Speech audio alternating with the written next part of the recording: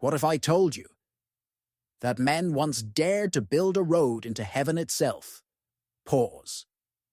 What if I told you that with their own hands, brick by brick, they sought to rise above the Creator? A sweeping panorama of the plain of Shinar. The land stretches flat and wide. The sun burns mercilessly. Crowds move like rivers of ants. Some need clay. Others carry baskets of bricks. Others raise walls. The camera slowly rises. At the center of the desert stands a colossal foundation, the beginnings of a tower reaching already toward the clouds. Here they gathered, one people, one voice, one language. Their hearts beat in unison, their desires aligned. To them it seemed there was no barrier, no border they could not cross. And they said to one another, "Come, let us build ourselves a city. Let us raise a tower to the heavens. Let us erase the fear of being forgotten. Let us make a name, that we may never be scattered upon the face of the earth."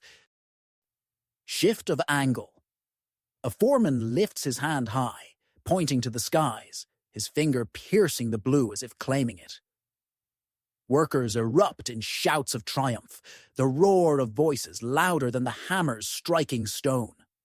Dust rises, sunlight cuts through the haze of clay. They believed unity made them untouchable. They believed labor would turn them into eternity. They believed brick and stone could replace God. But what is man without humility? What is union without truth? No flood will sweep us away again. No power will scatter us again. If heaven is his throne, then we shall climb to it and sit beside him. We are hunters of eternity. We are equals to the gods. Nimrod, their leader, mighty hunter, iron of spirit. His words fell like hammer blows, and the people obeyed. He promised immortality through stone, glory through labor, safety through walls high as the clouds. And the people followed, for they feared being forgotten. They feared being small. They feared being scattered. They marched, and the tower rose. They labored, and the tower rose.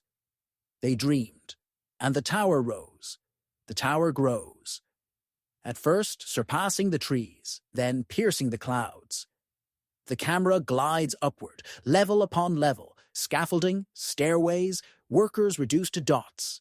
Beneath the scorching sun, men collapse in exhaustion, but others rush to take their place. Women carry water, children bring clay.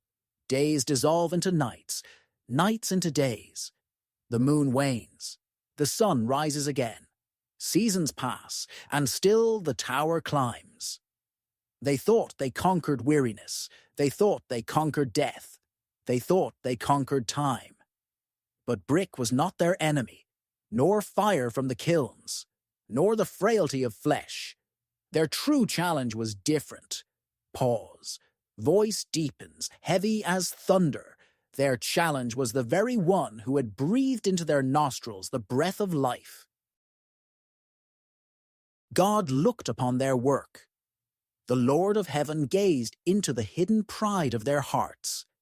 And he said, "If as one people, with one tongue, they have begun this, nothing they purpose will be impossible for them.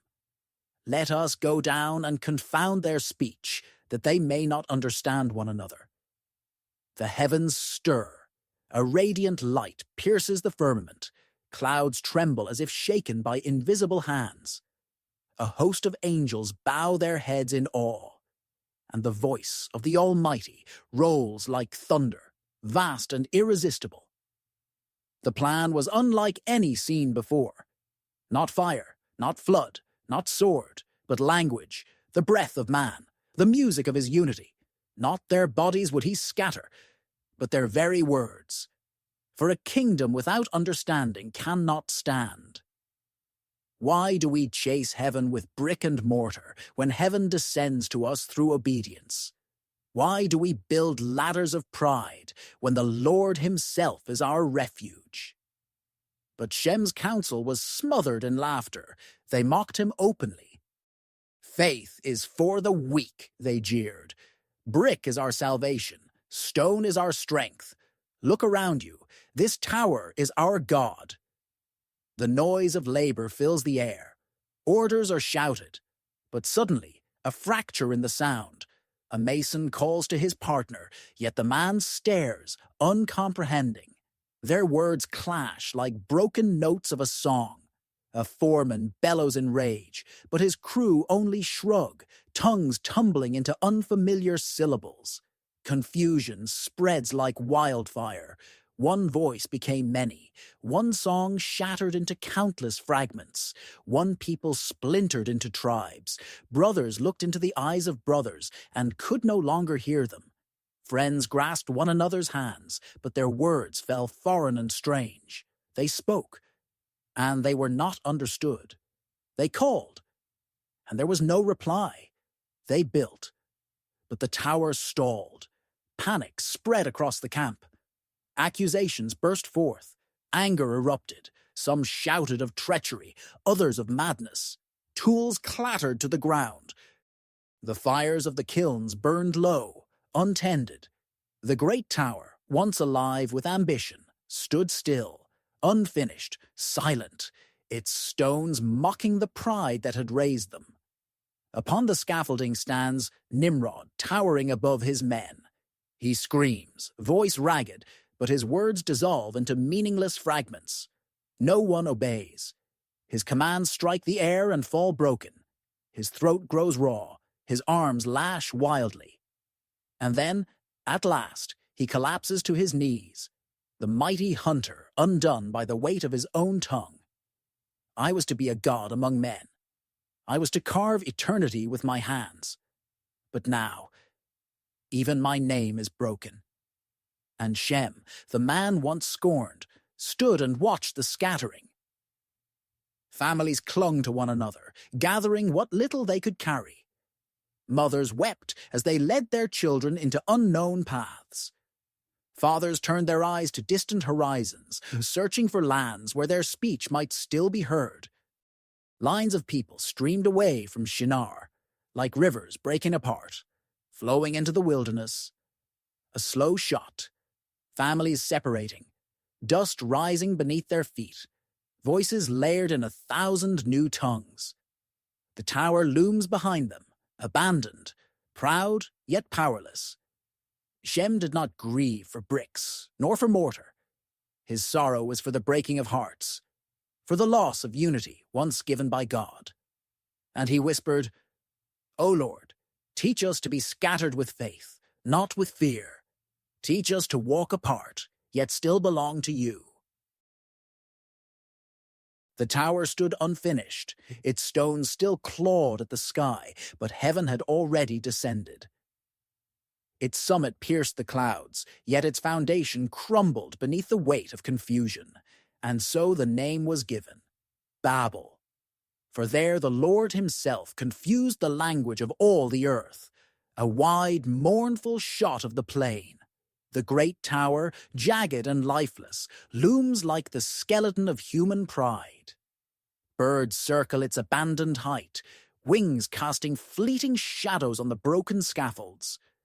Below, the plain empties as families drift away, east, west, north, south, carrying children on shoulders, livestock on ropes, and memories of a dream undone.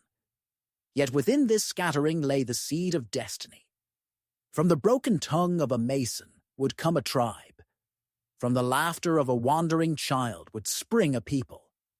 From confusion would rise nations, languages, cultures, each carrying, deep within, a shard of memory from that forsaken plain. And through one line, through the sons of Shem, there would one day come Abraham, and through Abraham, a covenant, and through that covenant, a savior. The ruins fade into the quiet majesty of a desert night. The sky explodes with stars, countless, shimmering like promises. A lone silhouette stands against the horizon. Abraham gazing upward. God's whisper echoes, "So shall your offspring be." What men broke in pride, God would mend in promise. What man scattered in confusion, God would gather again in grace. What seemed like loss became preparation for redemption. They were scattered, but God was not absent. They were divided, but God was not silent. They were humbled, but God was still sovereign. And centuries later, in another city, upon another gathering, the wound of Babel would meet its healing. In Jerusalem, on the day of Pentecost, tongues of fire descended. Men and women from every nation heard the same message in their own speech. The gospel broke through the walls of division, and the Spirit of God restored what pride had shattered. Flames alight above the heads of the disciples, faces of awe and tears among crowds from distant lands, Parthians, Egyptians, Romans, each hearing in their own tongue the mighty works of God. Babel's confusion answered by heaven's clarity. The Tower of Babel teaches us this: man cannot build heaven with his hands, but heaven can descend into his heart. Unity without God is only illusion. Unity with God is eternal. Pride scatters, but humility gathers. And so I ask you, what tower are you building?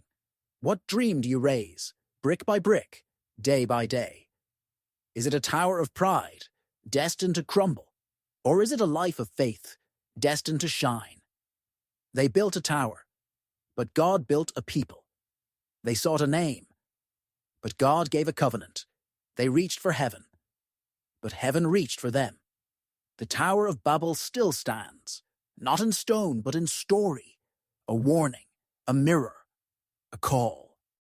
May we remember, and may we build, not with pride, but with faith. The ruined tower fades into shadow. Slowly, the image shifts. On a distant hill, a glowing cross rises. Light spills outward, filling the world. The music swells, carrying hope for what man cannot reach with his own hands.